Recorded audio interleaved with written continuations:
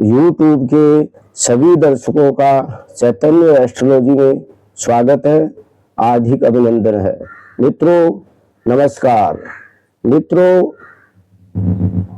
लाभेश की दशा शुभ अथवा अशुभ, लाभ भाव को एकादश भाव भी कहते हैं।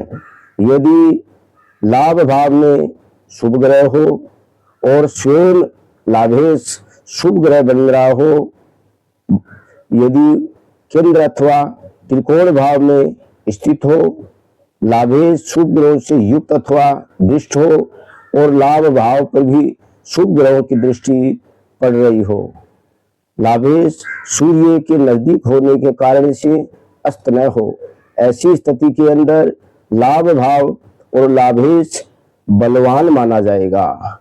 यहाँ लाभ भाव से संबंधित सभी कार्यों की सिद्धि होगी।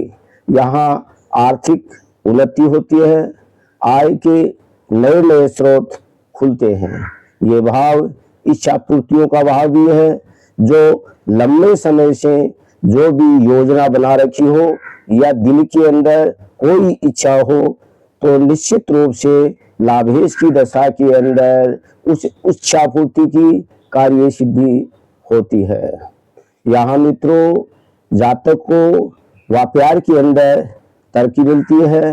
यदि लाभेश किसी मित्र ग्रह से संबंध बना रहा हो या मित्र ग्रह की दृष्टि पड़ रही हो, तो निश्चित रूप से मित्र के माध्यम से भी कोई न कोई कार्य सिद्धि होती है।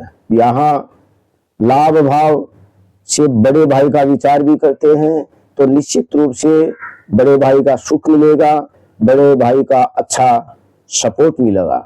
कहने का अभिप्राय यह है कि निश्चित रूप से एकादश भाव से संबंधित एक अच्छा फल दिखने को मिलेगा।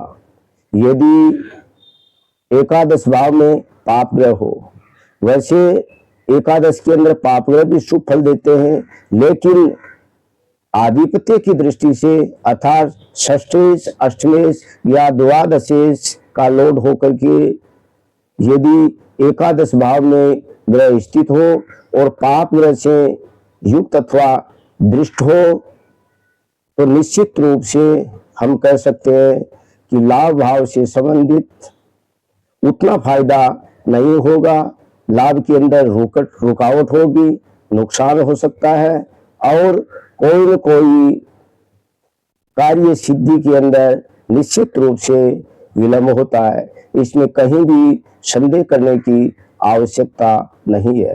या हम यूं भी कह सकते हैं कि अच्छे समय के अंदर यदि आर्थिक लाभ हो, तो निश्चित रूप से जब ऐसे ग्रह की स्थिति के अंदर लाभेश की दशा आएगी, तो उसमें नुकसान हो सकता है।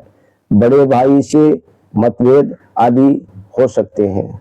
मित्रों, ये ज्यादा से ज्यादा लाभेश की दशा में देखने को मिलेगा। मित्रों, आज के लिए इतना ही।